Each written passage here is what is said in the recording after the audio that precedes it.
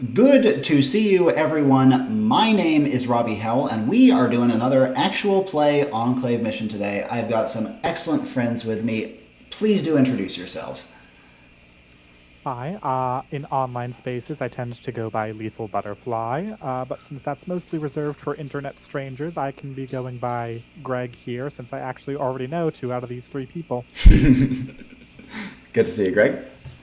I am Jonny. I have a YouTube channel called It's Not Good. I will be playing a character named Orem today, and that's good enough. You can call me Jonny though if you want to know who I am. Perfect. And I'm Ray. I do not have my character nailed down yet, but I have some ideas. Perfect.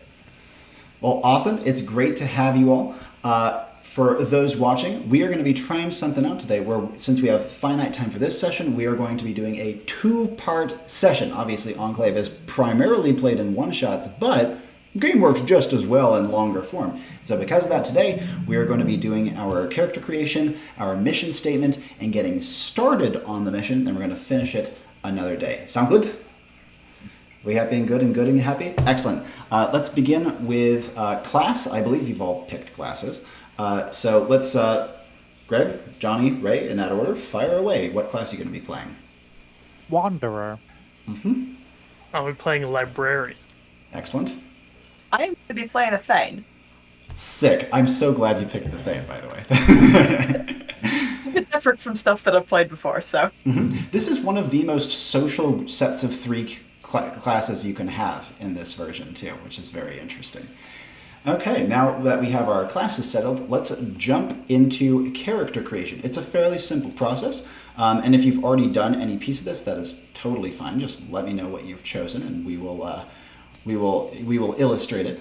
So the first part of character creation, after picking your class, of course, is you're going to be figuring out your personality. So 2 out of your 3 personality traits are defined by your class based on your class's stat modifications: Librarian, Intelligence, and Spirit; Wanderer, Luck and Vitality; Thane, Resilience, and Spirit.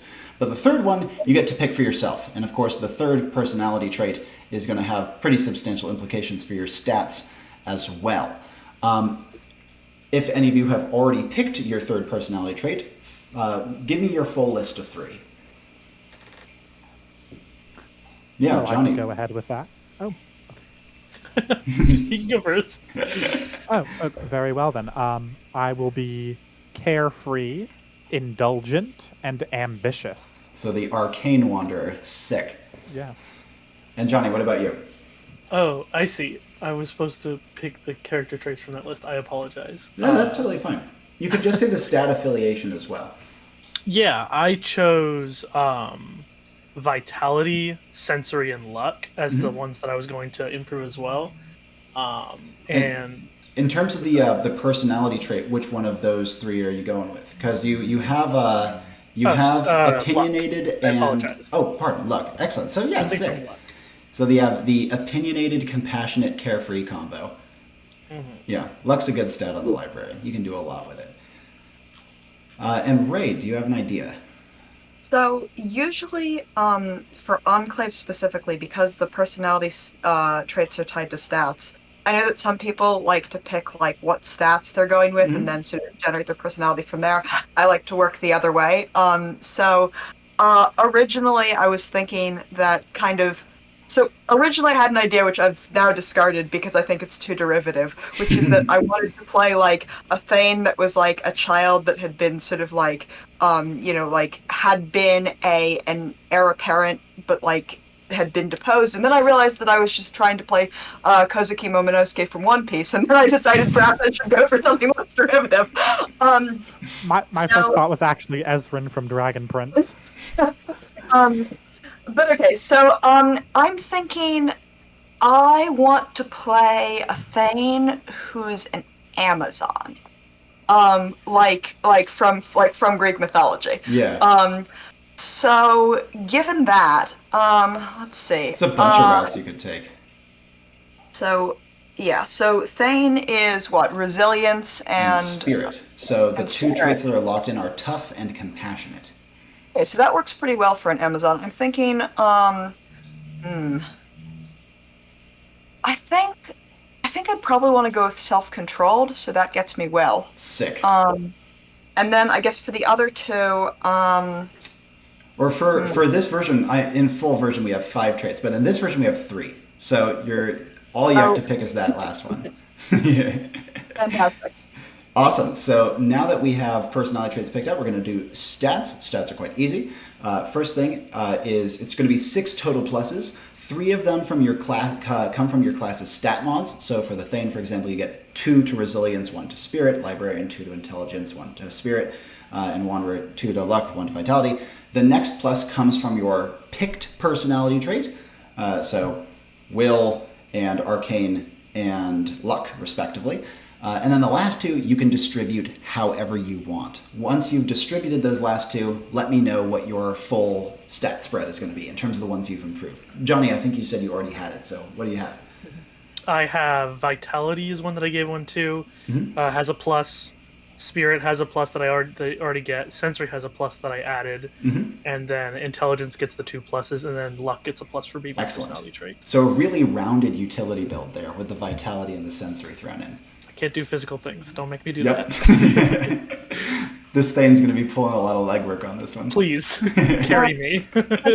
Let's see then. If I'm playing an Amazon, then I definitely should go with, I think, either reflex or skill. Maybe I do both reflex and skill as my 2. That would be such a cool Thane build. I was thinking alert could also work for an Amazon.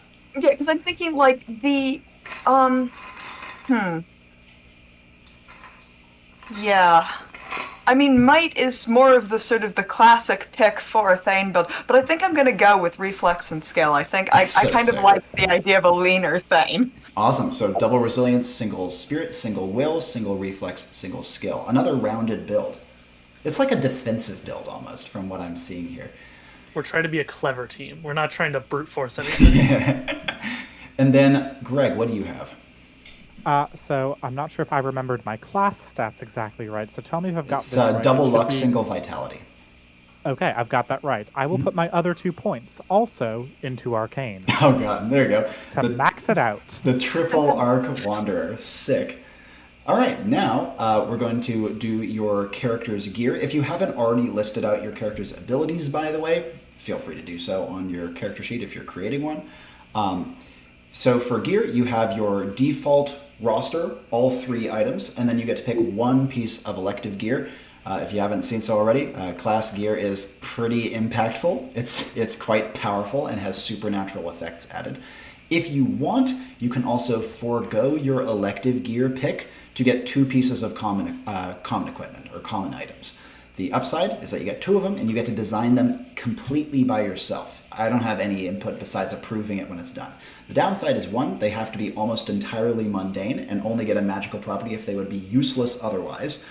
And 2, they have to be truly thematically appropriate to your character. So no SMG for the Thane.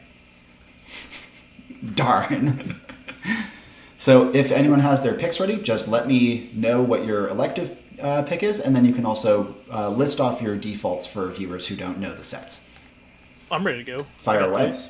So I start with the whatever my clothes are, the Rymans. Yeah. They come from where I worked before. I used to be an archaeologist, and that's where I got them. And they are like a black cloak with white stitching that is like emblematic of where I come from, and then it has the magical properties that it would normally have. I don't have glasses. Instead, it's just my eyes because I'm an android. So they have the same function. They're robotic eyes. They do the same thing that special glasses would do. And then I have my book bag, which, where I come from, people don't have physical books anymore. So this is like really special to me that I get to have this and carry real books in it. It also has the magical property of being able to pull out, now that I'm a part of the Enclave, I can pull out, real books. But like, I am very endeared to this thing because it's like, they're like artifacts to me. They're like special if you can collect physical books, because no one has those anymore. And I love them. And so that's like, yeah, exactly. That's lovely. The one that I picked was memos, but it's not like I'm writing or like sending them like that. They're just notifications that come up in front of you. They're just like bing, like little pop-ups. Sick. So what you just described is brilliant examples of item skinning. Like you did a great job staying within the bounds of what is reasonable and keeping the like magical properties front and center without doing anything like too whack with it. I liked everything that you just said there. All right, Greg, do you have something? Yes. So I will be playing a wanderer who is, and this should come as no surprise to Ray and Robbie, a witch. My items are a satchel, which lets me just have various things that I've accumulated through my travels, so long as they're thematically relevant to my character design. Waypoints, which are little markers that I can leave behind so that you guys can receive messages from them if you come across them. I have a walking stick, which will make people assume that I'm not particularly threatening if they see that it's the only thing I have to defend myself with. And out of my elective gear, I have chosen to go with the potions, obviously! By which I mean the nostrum. Excellent. I am entirely unsurprised, but delighted nonetheless. And Ray, have you made your pick? Yeah, so originally I was thinking a banner, but then, like, being reminded that you could also do 2 pieces of common gear, I think if I'm going with kind of an Amazon theming, I think what I'm going to do is pick 2 pieces of common gear, and I want one of them to be a bow and arrow. Oh, sick. Which is just a normal bow and arrow. Because, to be clear, I'm, like, doing the full Amazon thing, right? She's going to only have one breast because she, like, removed one so she can shoot better. The bowstring? Yeah. And for the other one, I think I'm going to name my character Hippolyta, and I think the other one is her girdle. And to be clear, I don't want to have magical properties or anything. The reason why her girdle is important is just because it's hers, and like it would be a labor of Hercules to take it away from her. Well, that's fantastic. At the very least, even if it doesn't have an explicit magical property to go along with this, we can say that it is beautiful and probably very valuable. I think that's reasonable. Like it has sentimental value. Like it's been passed down along the queens of the Amazonians. So yeah, absolutely. And I think my final question would be, what style of bow? If you're going with an Amazon, and we're looking at kind of the ethnography of them, that would probably have been an early composite bow. But if you have another idea, fire away. Seems reasonable to me. And like I'm not picturing it to be like anything particularly special as a bow, but just sort of like she does have plus skill, so she's probably a decently skilled archer. Naturally. But like that's not sort of since she is a Thane, I don't like that's not I guess where like battle wise she's mostly spec'd into. She's sort of doesn't matter. Yeah, it's like she fights with a sword mostly, but she's also an Amazon, so if she needs to, she'll pull the bow out for like long range. I'm telling you, Ray. She's decent with it. There are Amazons who are better with it than her, but like, Still, Ray, the bow Thane is probably the coolest fucking thing I've heard in a while. That's so sick.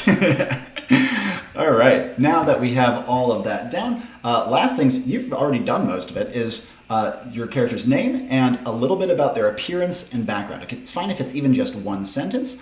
And knowing you all, you probably have all this down already. So let's start with Jonny. Fire away. Give us a summary of your character's name, appearance, and background, including a little bit of what you've already touched upon. Absolutely. My character's name is Oroes. They are an android archaeologist. They are pretty short. They're not super tall. They don't need to be. The model of android that they picked to transfer their consciousness into was just the cheapest one that wasn't a pile of bolts, and so it doesn't have like an appearance gender just because it's cheaper for them to sell it that way. They have like long hair. They're not super big or strong or even durable at all. It just functions. They used to be an archaeologist. They got fired because they cared too much about the things that they were doing and they couldn't be objective about their work enough, which is where their spirit comes in, because a lot of the other people in their field are able to be, objective. Yeah. So that's how they got here, and I think that's why the Enclave likes them.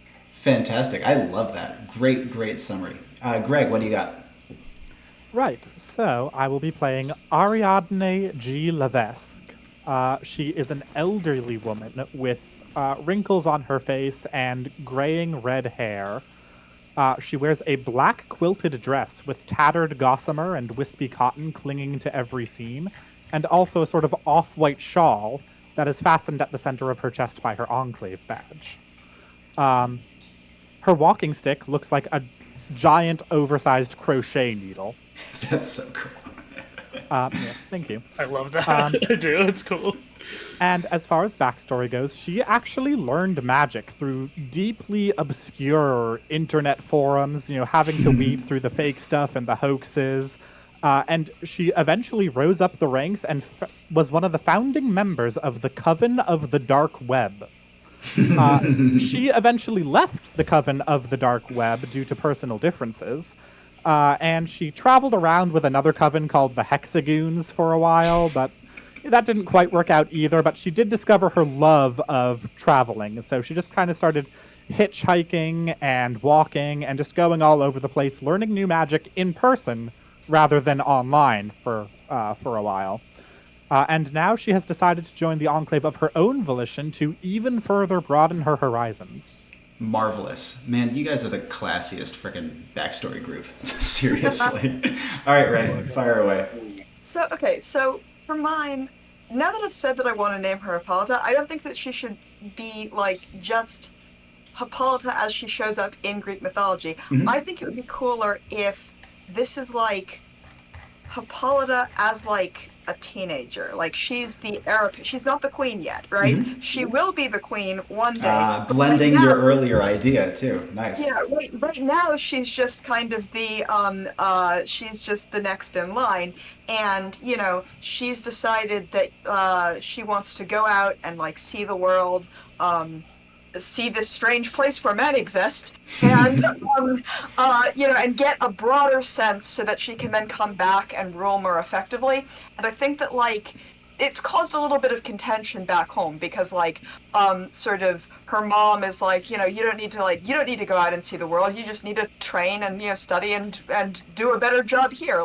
Your job is going to be protecting our homeland anyways. So why are you going out? And she's like, no, if I don't understand these strange people, then how will I protect our homeland from them? So she joined the Enclave to kind of broaden her knowledge of the world outside of her homeland. That's marvelous. I adore these three characters already. This is a fantastic hook for me.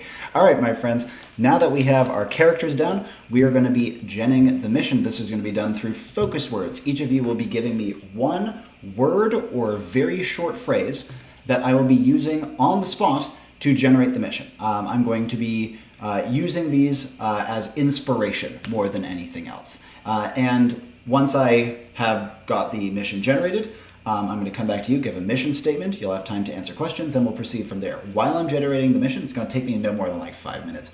Please take the opportunity to talk amongst yourselves out of character. This is your opportunity to strategize, discuss how your characters might interact with each other, try to figure out some combos and synergies before we jump into things, because it's always a little helpful to give yourself a little bit of time before you dive into this, as much as we love improv. Make sense? Cool, makes sense. Excellent. Focus words. Whenever you have one, fire away. Well, I'm taking one from each of you. Ancient. Ancient. Okay, well, if you pick ancient, then I'm going to pick spaceship. Oh, let's go. It's perfect. You don't understand how perfect that is. I'll get into it. And Greg, what do we got? I have spent a long time thinking about what the perfect focus word would be. Screw it. Lost in the woods. I think you were picking screw it. I thought that too. Right, yeah, that's what I thought. Although, this being my first mission playing this particular witch, it would be traditional for Robbie to take a secret focus word. This time, I already have a lot to work with here. I gotta start with this. All right, I'm gonna bop out. When I come back, since I'm recording my screen, I just realized, when I'm giving you a summary of the mission statement, if one of you would be willing to drop names and stuff of characters on mission from the mission statement, place names and stuff like that in our group chat, that would be really helpful, just so that you guys can reference it. Because I just realized I don't have the ability to do that while I'm recording my screen. Oops, sorry.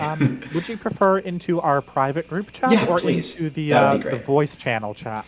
I think it might get buried or lost if there, so let's put it in the private group DM, okay? Very well. Thank you very much. I will be right back. Wave me over. I'm going to be pacing through the room. I love that. I If you love need that. me, That's that what I do. So yeah, that's crazy that you said spaceship with ancient, because like the place that this character comes from is a place that was like in their Bronze Age, right? Or maybe maybe a little bit later than their Bronze Age, right? And a bunch of aliens crash landed on the planet during their Bronze Age and like jump started their technological advancements because those aliens were coming from a crumbling world, so they like crash land there, and then everyone's like, "Oh crap, that's crazy technology!" And it like all over the area where they're at, it's like different places, different cultures do different things with technology, and so where my character is from is a like floating city that is like the world's financial trade institute, and they travel everywhere. But my character is just like, but I like books. I like old stuff, and so I feel like your character should invest in property that is not doomed by the narrative to fall out of the sky. we'll see. I'm gonna pick up every book I see and go, man, I wish I could take this with me. That's what's gonna happen. As, Let me type this up and send I was wondering if, like, as an android, could you just like very rapidly flip through it and memorize the whole thing? But then I realized That's you not probably the need point. you would need like You 9 don't get pluses it. to That's intelligence not- for that. Sure, I can remember what it said, but then I'm not holding a book with paper in my hands. You don't get it. Yeah, Need to no, smell a the, book. It's the smell. It's the touch. That's the sensory. I got a plus in sensory for a reason. yeah. No, that's perfect. Because honestly, the reason why I picked spaceship was mostly that since like my character is themed based on like ancient Greece, and you'd picked ancient, I'm like, well, I gotta throw one, in your direction since you're playing an android. So That's perfect. I was like, well, what would my character want to see? Like, where would they want to go? And your character used to be human. You mentioned consciousness uploading. Yes. Yeah, character Okay. used to be human. Where all the androids where I come from aren't like robots, AI. They're Yeah. And people. have they since abandoned their notions of gender to match their chassis, or do they still feel gendered? I don't know. It's definitely possible. This character was just like, that's all the money they had, so they're just like, all right. And they're not that's like, fair. they're not crazy attached to whatever they were born as. So they're like, I just want to live and experience history. That's all they wanted. I think it's interesting that Ray's character is like, I have to go out into this strange world of men and find out what they are, and What are immediately those? meets exactly 0 of them. Yeah, it's just like, I just came up with such a sick idea. Okay, please carry on. I'm nearly done. oh, you're good, dude. You're good. These are great Robbie is characters. a beast at generation. No Yeah. joke. yeah, Greg, I did consider using as a focus word lollipop, but then I thought better of it. This is a bit of an inside joke. Back in the day when Robbie was sort of still developing this in the early days, and we were just like playing it in college. For some reason, I can't even remember how this started, but like we started using it. Like, Greg, how did this start? We started using lollipop as a focus word almost every mission. I don't know. It was just random special focus word. Yeah. Oh, wait, no, I remember. It's that like one time, like there was something that like almost you got from like the mission, but then like, and then you kept on trying to recreate the circumstances. And maybe one of these days it'll happen again. Yeah. And then Robbie flexed on how many different ways he could interpret a single word, of course. Yeah, that was really fun. It was very fun. I feel like you start Very off fun. with like a Candyland world, and you're like, well, I can't do that again, so let's try something else. And then it's like a candy witch who just like cooks people into candy or something, and then where can you go from there? You'd be surprised how much you can get out of the word lollipop. One time it was that one of the places that we went, a guy happened to just on his desk have a bowl full of maple candies. Oh, those became a running gag for a that'll while. do it. Wow. Yeah. Is it? Okay, I am good to go if you guys are good to hear your mission statement. Let's do it. We've discussed character stuff. We haven't really discussed strategy at all. That's Oh, fine. right. Yeah, we were just talking about our characters. Don't worry about it. Wing it. Come on, let's do What it is live. strategy? Just to give you a brief summary, the mission statement I'm going to be giving you is known to your characters in full. You can ask me any questions you have about it. Those questions are also known to your characters in full. You can ask questions in or out of character. Doesn't matter to me. Or as in, like, when I say in or out of character, it can be a question your character cares about but you don't think is useful. That's perfectly fine. Okay, and then after that we're going to do assembly, which is your characters meeting each other in person. We keep it quite short, just as a chance for your characters to like meet, briefly associate, and then you're going to be teleported straight into the action. Good? All right. You are being sent to a far-flung moon that is entirely vegetated. There is no settlement there. There has never been known to be sentient life there. And yet, you are going there nonetheless because a cryostasis freighter has crash landed. Now, this is not a big ship, nor is it a very important ship. It's kind of an under-the-table ship, if we're being perfectly honest with ourselves. A ship whose only job is to put people in stasis and transport them very long distances so that to them it feels like they blink and they're there. Whereas in real life, it takes years. They've been doing this job for quite some time, and their ship, the Dust Gatherer, is, as its name implies, gathering dust. It's been doing this since this technology was developed some decades ago. This is their first mishap of this kind. They have crashed on this forested planet. Their ship is entangled in roots that they do not know how got there. And most importantly, their cargo is gone. There's about 24 people on board in cryostasis, and they and the pods holding them are not in the hull. The crew was badly shaken by the crash, and they had to kind of like hang out for like a day trying to diagnose the ship and free their safety protocols because, you know, these things lock up tight when they are going to crash landing mode. But they managed to disengage all these things, go out, check. All of the cryostasis people are vanished into thin air. Your goal is to recover as many passengers as possible and free the ship. You do not have to help it launch, by the way. Just recover the passengers, free the ship. Fire away, right? Question right off the bat, which is that you said that it's a far-flung moon. Mm-hmm. Is this comparable in terms of gravity and like daylight hours to Earth, or is it small? Like, will we be sort of bounding all over the place, or is this like sort of more like Earth gravity? An excellent question. I'm glad you asked it. Its gravity is weaker, but not by a ton. Enough so that like you will notice. But not so much that it can be horrifically taken advantage of. In terms of daylight hours, this moon is notable for getting sun almost all the time, or at least the part you're in. The moon is, when I said almost completely forested, that was kind of a lie. It's almost completely forested on exactly half, and then the other half almost not at all. Any other questions? Just a little bit more on like where exactly this ship is at. Do we know? Are we able to see there?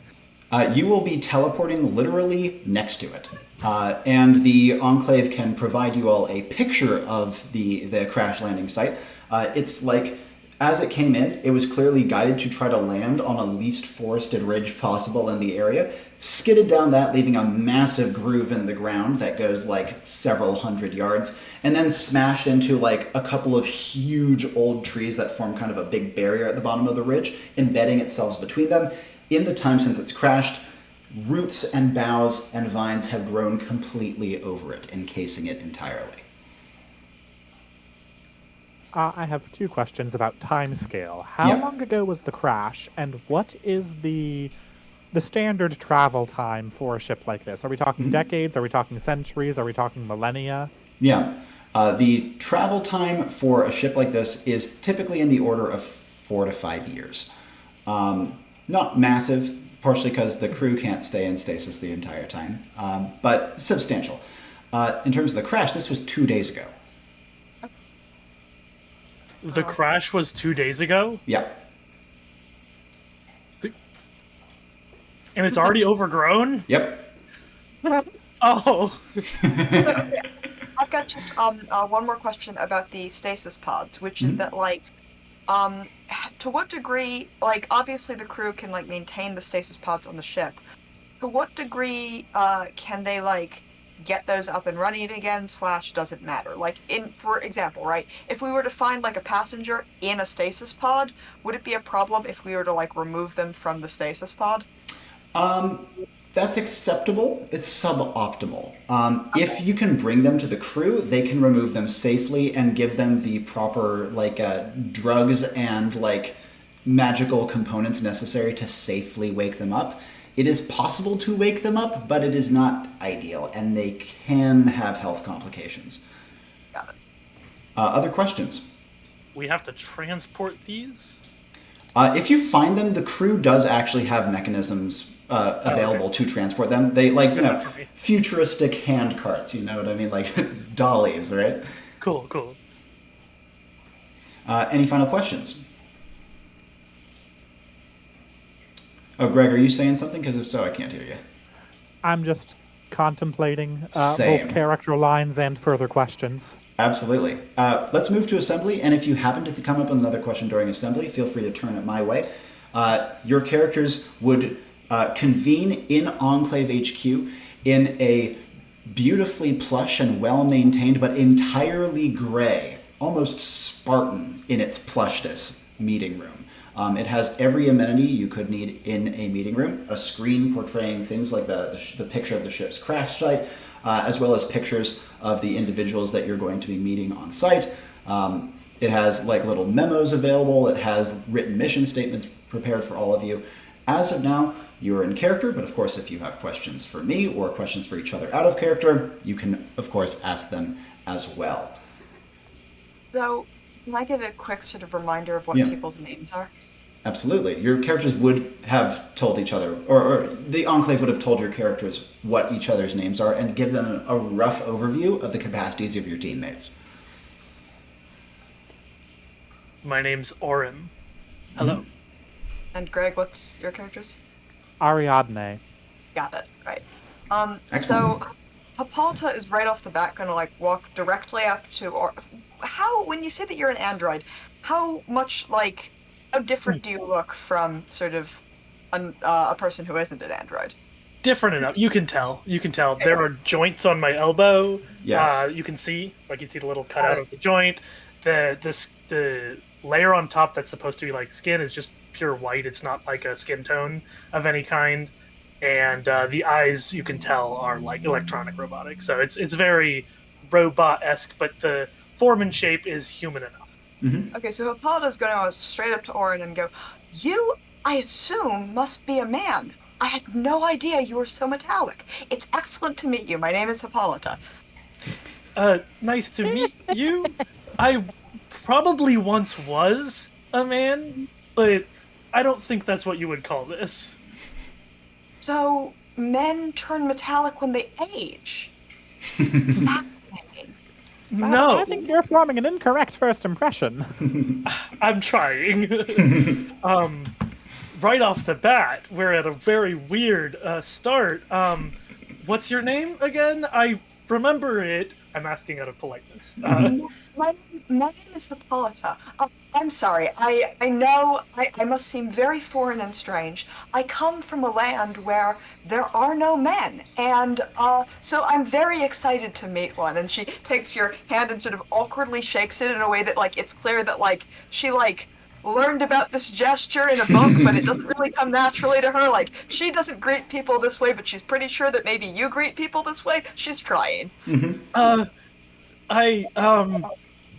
Meanwhile, Help. Ariadne is just shoving Enclave breadsticks into her satchel. Well, fair enough. I'm not for later. what you are looking for. I apologize. We'll probably meet some, okay? If that's what you need, if that's what you're on your quest for in your life, we'll probably meet some men. This is not what you're looking for. Oh, well, pardon me. I'm so sorry. I meant no offense. To be clear, and she just has this very awkward look, like, oh, I probably shouldn't say that. Like, I think much better of you now that I know that you're not a man. But, like, No offense whatsoever. It's not that I thought that you looked, manly or anything. I look different. I understand. Not in a bad way. Maybe it'll help if I'm not what you would be used to seeing as a human, right? I look kind of like one. Men look a little bit more like you do, just some differences. They're not metal, if that helps.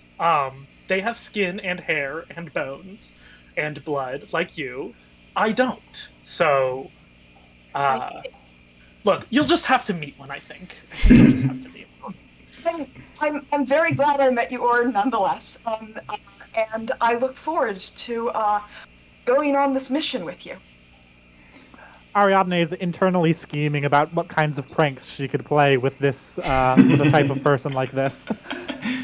And at this point, an Enclave attendant, anonymous but impeccably dressed, opens the door and says, "Agents, are you prepared to disembark?" Yeah, before we go, Ariadne, you know what a man is, right? We're good? Oh yes, I've had more than my fair share of men. Or at least the vague facsimile of what people would assume is a man. Anyway, let's go. You are brought through Enclave HQ to a dimly lit teleportation chamber, a shifting, rounded-cornered room with gleaming pads on the floor in front of you. And as you are brought inside, a disembodied voice says, "Agents, please take your positions atop the telepads." They should really get some paint in here. Hippolyta just sort of steps up onto one, she's new experiences all around. She's sort of real into this. Absolutely. I'm gonna kind of jab the teleportation pad intended for myself with the tip of my walk and say, well, big fancy teleportation. You guys really go all out here. And I step up onto it. It doesn't feel special to me. I'm not trying to brag about it. It's pretty standard, but okay. And as you do so, each of you feels your bodies start to dissociate. A almost pleasant tingling beginning at your toes that rises up throughout your body like you're being immersed in warm water, but then when it hits your eyes, your vision explodes into a rainbow miasma of phosphenes. And you are nothing. Until that stops and you find yourself reassociating with the smell of fresh air surrounding you and a vivid green pervading your senses. You are immediately next to the crashed ship, it's big, it's very big. It's like, imagine 4 school buses all kind of mashed together into one big school bus pencil. However, even though it's large, it is nothing compared to the trees. Next to them, it's like a wiener dog next to a bodybuilder. The trees have engulfed it almost like someone stepping on the pedal of a piano. And you can see that there's stuff around the ship. Bits and bobs from inside that are clearly being brought outside to either repair or to clear out space or maybe just to declutter. You can see everything from strange devices possibly used to transport things about, to packets and packages, to also a good amount of spoiled food that has just been chucked in a heap nearby. You also see a figure up on top of the ship who is prying away at one of the giant roots, completely futilely, with what looks like a coat wrapped around his waist and sweat pouring off of his face. Actions as you arrive. Immediate actions. We're going to start with Ariadne. Bracing! I have got to learn that one for myself. And, not a bad crash either. Is there anything that she's going to be looking for or directing her attention to as she says this? Not particularly, I don't think. Absolutely. Let's follow up with Hippolyta. What would she like to do? So I'm gonna see the guy who's working over there, and immediately I'm gonna call, "Ma'am, we're the Enclave. I think." You see that You heard us? the figure looks down and says, "Hello, Enclave. I think I've heard of you. Fancy you showing up here." He starts to climb down an external ladder, and as he drops down, you're very alarmed to see that he has no breasts, but maybe he's just an ambidextrous archer. However, as he turns, you can see that his hair is in how to describe this? You know, in Spirited Away, the human form of the dragon, that kind of bowl cut looking thing, it's like that. But also, yeah, thank you very much. And it's kind of a raveny blue. He's wiry, but in decent shape, and looks like he works on physical things quite often. As he drops down, he says, "Pleasure, Tien," and raises a hand, though doesn't offer to shake it. He says, "If you have any ideas of how to get us out of this mess, I'm all ears." That I believe is what we are here to help you with. Are you, I assume, what do they call queens but on a ship? The ship queen? No. That's my sister. Before we go further with this conversation, Oren, what would you like to do after teleportation? Obviously your companions are doing stuff, but we can catch you up to that. Is there anyone with a clipboard type thing, or they're writing something, or taking notes about anything that's happening right now? As like you're someone who looking looks like they're managing stuff. I see, yeah. You don't see any other figures on the exterior of the ship in your current field of view, but there's a lot of blocked vision from your current perspective. Okay, without asking anyone anything or talking to anyone at all, I'm going to try to go into the ship immediately. Absolutely. It has an open, like a large open hatch, kind of like an aircraft door, you know what I mean? Mm-hmm. It has a little disembarkation ramp that is like very awkwardly like half placed against a nearby route. And so you can kind of gingerly tip-tap your way onto that and make your way immediately on board the ship. Inside of the ship, it is not glamorous by any means. It does the job, from what you can see. You do notice that immediately to your right as you move in, there's a big open bay to your eyes, obviously where they had been storing the pods, especially since there are loose wires and mechanisms that have just been like kind of casually discarded and in some cases look like they were torn partially out of the walls, littered around the entire space. To your left, you can see entrance to the cabin and some of the guts of the ship. And above you, you can see, now that you're looking around, you can see how the ship would be more conducive to zero-G than it is to actually having gravitational forces exerted upon it. But above you, you can see that there's a small access ladder that leads up to some sort of maintenance hatch. Actions on entering the ship. The first place I'm looking at where the pods were detached to sort of intuit what it would take to have taken them out. Whether that be a sort of like keypad code, or whether they were forcefully ripped out, or any of that kind of situation. Without a doubt, they were forcibly ripped out. Some of them might have been jostled or dislodged by the crash, but there's no doubt that at least a few of these were just off of their sockets. Before we proceed further here, Ariadne, do you have any other actions before we jump back into Hippolyta's conversation? Yes. As Oren is wandering off, I'd like to slip in a question. I want to call out to them, "Hey, do you mind if I be a hypocrite for a moment?" This is just before you enter the ship. We're going to bounce back in time for a moment. Oren? I'm just going to hold my hand up and continue walking. I am one. I know what I'm doing. So if you have a question, you have to ask it immediately. with the affirmation, she's going to call out, "Don't wander off!" And then I'm going to go join in on Hippolyta's conversation. Absolutely. Now that we've caught everyone, or we've caught these two back up in time with the conversation, Hippolyta, after Tien indicates that his sister is the queen of the ship, what would you like to say, and would Ariadne like to jump in afterwards? I guess I'm just gonna say, we're here to aid you in this extreme situation. If you or your sister could maybe show me how some details about how these I guess, is it like roots? Yeah, it's roots and a few boughs. When these all of these roots actually grew up into the ship, if you have any sort of if anyone observed it happening, if you have any what's the word, recording of the roots, anything like that. Yeah. Well, I can tell you those real quick. He looks to his lapel and he says, "Telsa, come on out. We got Enclave here." They got here fucking fast, I know. Then he looks back and he says, yeah, so the roots, I have no idea. Like, we just, not just, like yesterday, we got out of the crash pod, right? The roots were there already.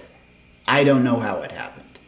I thought I'd seen everything that you could do to a ship. Roots is not one of them. He says, and unfortunately we don't have recording devices on the exterior of the ship. Not really something that's relevant too often when you don't have a single other solitary thing within 2 parsecs. But it does help for parking, I will admit, which is not something my sister specializes in. Well, if you ask me, it's the non-stop sunlight. Talk about touching grass. That's too good of a line. And he says, I mean, I guess so, but you shine a grow light on my average garden weed and it's not going to do this. I mean, I'm not superstitious. I'm not saying anything, stupid is going on, right? But this ain't a normal tree. Superstitious, I'm here. Okay, well then you say it. This isn't a normal tree. Or a normal wood. This is not a normal tree, and I'd love a look under the hood to find out how that magic works. If I could get some of that life energy up in these old wrinkles. I'm gonna turn directly to Hippolyta and whisper conspiratorially, it must be hard to believe, but I was actually quite beautiful back in the day. I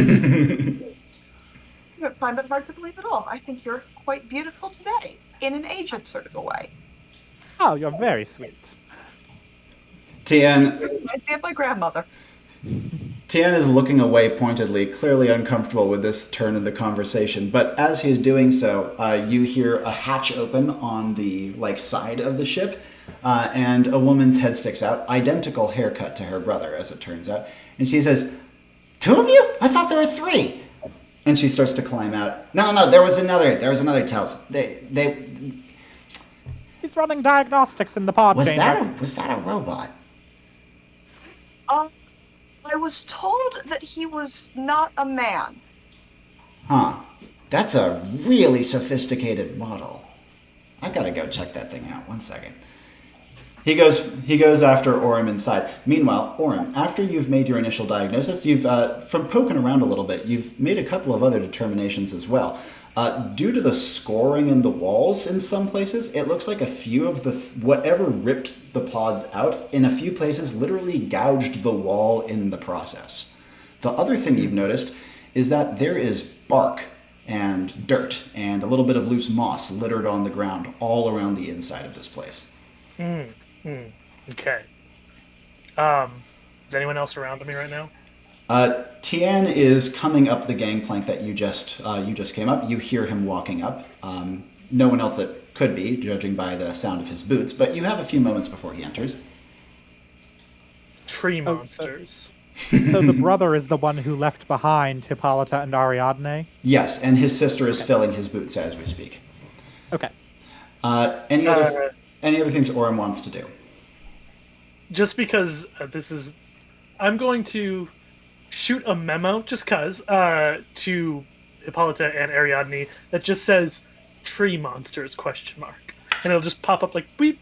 Yep, a little notification pings up in front of you two with the line that's listed, and also a little moniker so you would know who it's coming from. Yeah, little tiny chibi face or whatever. Yeah. I immediately turn to Ariadne and go, "Are tree monsters something that's common?" In my travels, I've never met more than 3 at a time. And I'd like to do a manifestation. Yeah, what's your manifestation? I want to reach up to this notification. I assume it's like a hologram hovering in my vision. I think that's fair. I want to swipe down to open up a keyboard and type back, quite possibly, could be animals. Ooh, I love that. Okay, we're definitely letting that happen. This is a perfect thematic link between the 2 characters. This is not normally something a memo can do, but you see your own memo re-ping to you with that new message and a little moniker for Ariadne.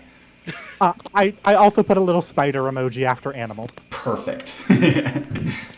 Actually, before we go back to Orem, you two are joined by Telsa, Tien's sister. She is a very different build from him. She is also kind of wiry, but a lot smaller and scrawnier. You also notice that she has like colossal goggles that almost are like the size of dragonfly eyes on her face, and her own eyes look like bigger than her mouth because of it.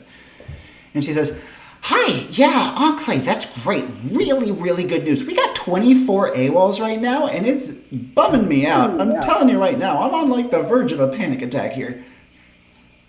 Well, we intend to aid you however possible. Thank you. It sounds like there may be tree monsters afoot. That's shit. I'm really not happy about that. One second. Look, sweetie. The great thing about tree monsters is that you can be like 98% sure they're not carnivorous. And here, I think I may can't have believe that something makes me feel better. What is...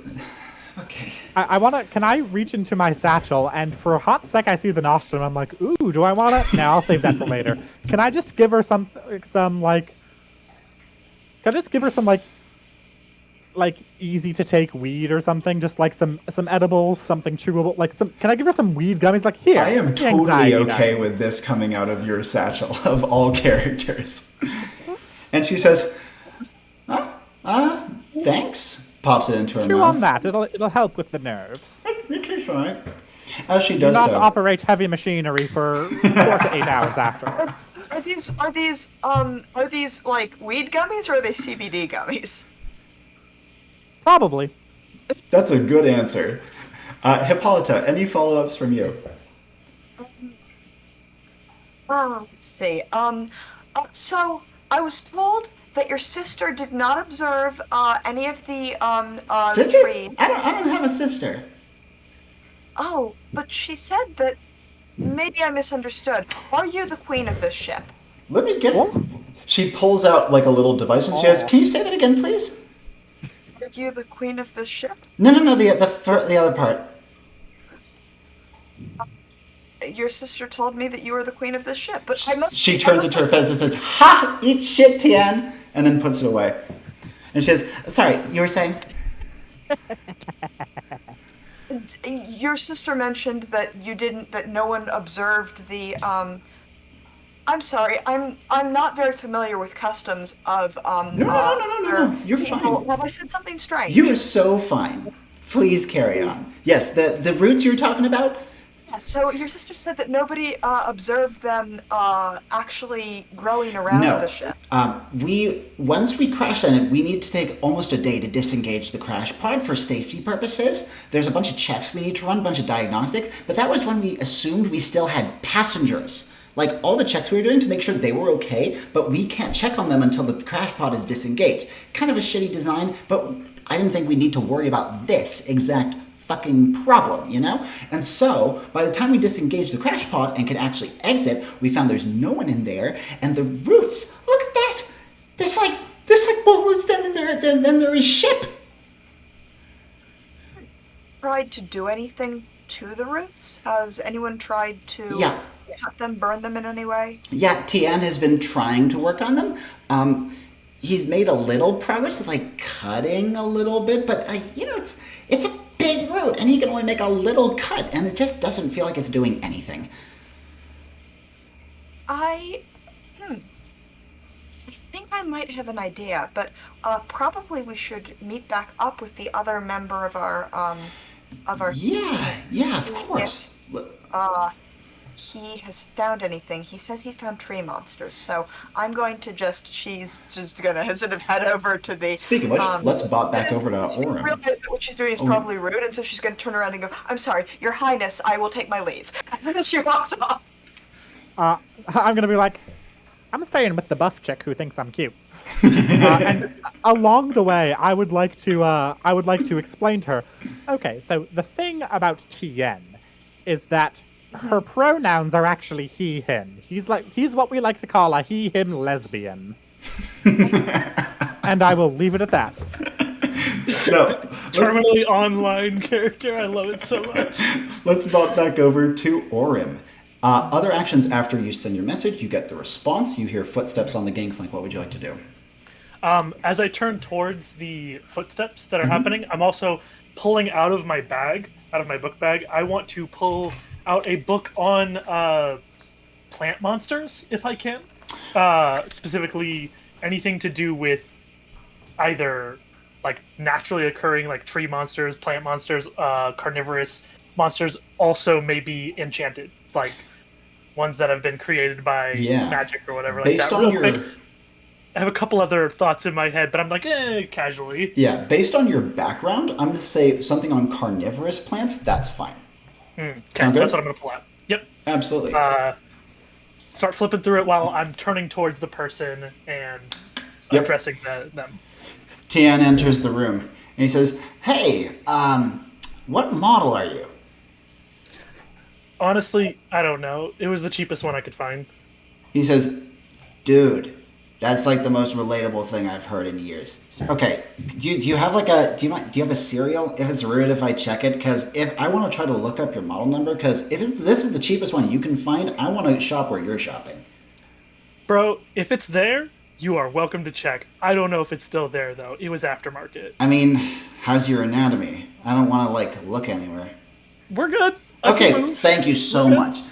He goes and checks like your lower back area, and he says, "No cereal." Shit. Oh well. He says, "Could be a hodgepodge of parts as well." I'm sorry. Get it. He offers you like a little dap. Yeah. Hit it up. Okay. Cool. Quick question. Yeah. I noticed that you were chopping away up on the top. Very valiant effort. That's not gonna work. But no, it's I will not. say, I will have actually have a question. Have you noticed it growing back at all when you chop away at maybe even smaller parts of it? Yes, I have. Growing back fast? Fast enough such that when I move on to another area after giving up and throwing my welding torch across the fucking stadium, yeah, I come back and there's no sign. I keep doing it because otherwise Telsa's gonna have a conniption. She wants to seem like some progress is being made, but like it's futile. I don't honestly know what we're doing at this point. Okay, cool. So, are you sure you've only been here 2 days? Have you been able to verify that? That's a great fucking question. Okay, having been in suspended animation before, man, it doesn't feel like that. I think it's been 2 days. Who knows? Tree root. Oh, everyone's gone. I don't know. Every other. Is your system live enough that we could do a diagnostic of it? Yeah. Maybe the time system on it got halted when we crashed. Yeah. You could have been here much longer than you think you have. I can give you the full black box right now. Like I've reviewed it. Okay. All right. So I take it. Yeah. He literally hands you over a little device. It looks kind of like a Game Boy with a bigger screen. And he says, "Hold it in the sun if you can." We gotta walk outside because we're inside the... Yeah, and as you walk outside, this is where you would meet Hippolyta and Ariadne. You can see that Telsa is a little ways away, currently, looking to be, zoning out in a not entirely uncomfortable way. Nice. Oh, it's fast. Yeah, really. As you are meeting, Hippolyta, do you want to greet or what? So... I'm sorry, I'm new to the message system thing. Tree monsters does mean monsters that are trees, right? Oh, I put a question mark on purpose. That's just could be what's going on. I saw scraping and tree bark on the inside where the pods used to be. So that was my thought. Okay, I thought this was like a specific. Okay, that makes a lot of sense. I have an idea for potentially trying to get the roots off the ship. If people have been hacking away at the roots and there's been a bit of progress, but not much, but it hasn't caused the roots to do anything strange. One thing strange. Don't tell, he leans in close, don't tell Telsa, they regrow. I try to do something, I come back, no change. But beyond regrowing, I haven't seen them move. Okay, well, this could still work. So here's my idea. What if I made a sort of, if we took one of a slice by a root and I made a shield wall to sort of crank it open? A shield wall? I mean, I'm happy to make a slice. It's not too hard to do. But as he's saying this, you hear there's a sudden rush of wind, and you hear a noise, all of you, quite clearly. It sounds very much like voice or breath or something, and it sounds like it's saying, Rios, Rios, Rios, with each gust of wind. You can see that Tien looks around uncomfortably and he says, that's happened a couple times. I don't know what it means. Tien, you could have mentioned it. I didn't think to mention it. You guys just showed up out of nowhere. Okay, Tien, quick question. Yeah. Have you ever experienced anything magical or supernatural? Because, look, we could be leaning that direction. I get it. I'm an android. I'm a ship, and you may be thinking, let's think logically. But I've been in the Enclave for however long I've been in the Enclave.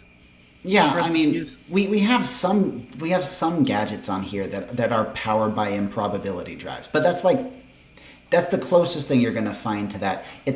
We're not superstitious, okay? Like, I know that it's not gonna be some nonsense, right? There's got to be a reason behind this, you know? Sure, there's got to be. About time that you start.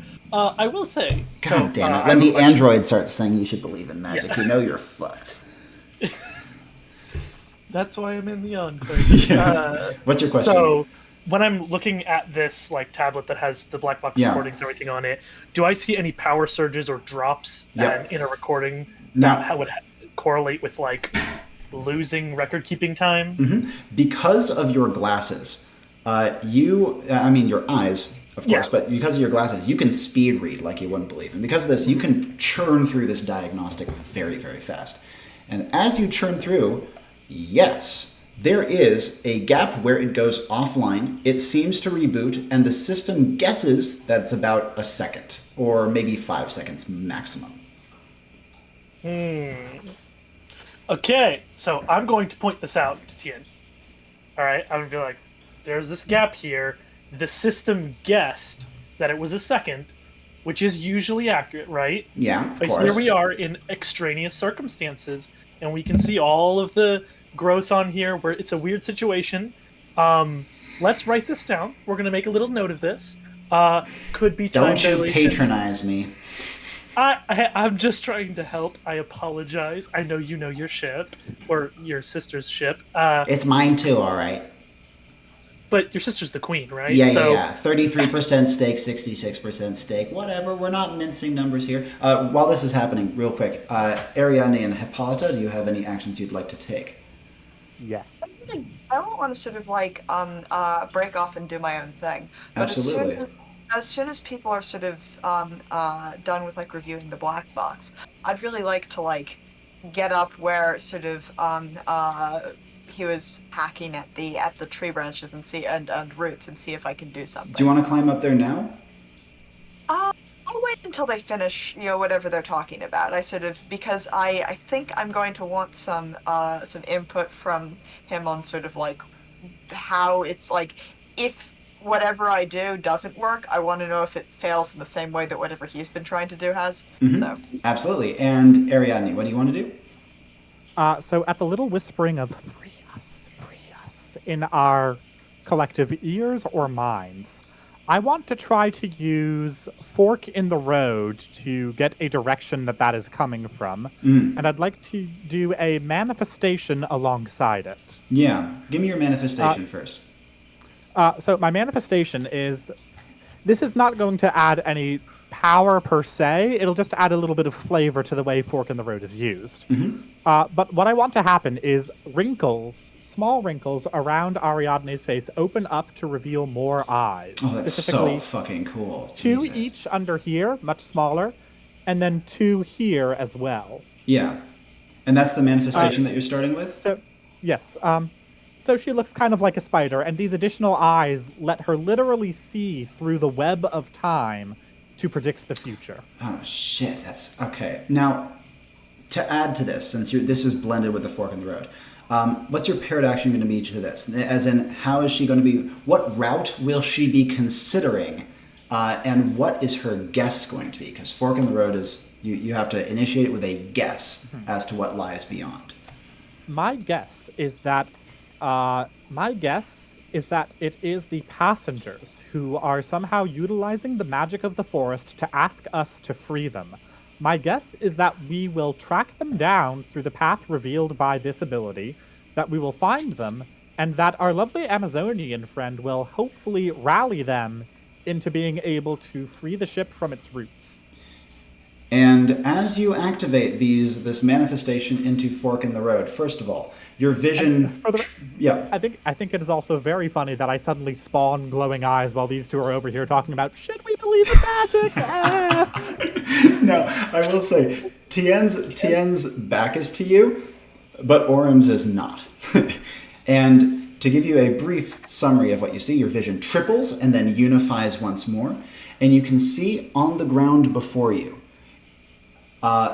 in kind of that cinematic like a view where bars kind of close in around your vision, just kind of focusing in on one space. It looks like roots are retreating, like just for a moment, like they're pulling away from the ship, snaking away into the woods. And yet they're not snaking back towards trees. Instead, they snake down and away and just out of sight and slurp away into the ground underneath flowers. And that's where your vision ends. Your eyes flash and the wrinkles close. Orem, any brief adds as you see this, or do you want to finish your black box conversation real quick? My mechanical eyebrows raise, but I try not to show it to Tien. After I'm done talking to Tien, I'm going to go up next to Ariadne and be like, don't let Tien see you do that. But before then, with Tien, I'm just like, so I've got a list of possible things that could be going on here. We've got this wind breeze thing that's saying free us, so that could either be your ship people somehow magically trying to get you to know they're there, or could be something else going on here. I don't know if it didn't sound like it said free us. It's noise, all right? You can associate whatever. Shut up. No, don't shut up. Finish what you were saying, please. It's not the trees we have to worry about, it's the flowers. And I think our passengers are underground. Okay. We have equipment. No? Well, it was a long shot. Wait, here, I can help you. So I am going to, I'm going to use to arms. And unfortunately for you, Hippolyta does not come from a very high-tech part of the universe, and so she is going to arms to give you a hand shovel. Absolutely. How many hand shovels are you giving to people? Is everyone getting one, or is it just one person? Okay, so ordinarily, like, I would, like, flashy do it to arms for everyone. But since no one else has expressed interest in digging, I'm just gonna like kind of do a reduced. I guess this would be manifesting technically, right? Sorry. Two arms has a very flexible essence cost. You don't even need to energy work it because part of the ability is baked in the fact that it can scale dramatically from just one or two people to a bunch of people. Okay, so then I'm just going to arms a single hand shovel for Ariadne. So just it just sort of appears. And I will also like a shovel or like a trowel. Whatever would make more sense for just like digging in a garden, like the. Well, we could call it a shovel, like not a huge one, but we can call it a shovel. Shovels are useful.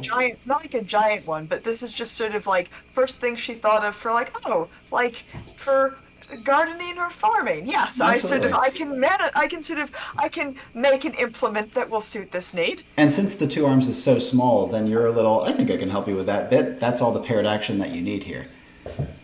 Now, as the shovel appears in your hands, Tien's jaw just drops open. And Ariadne, what would you like to do? How am I on essence?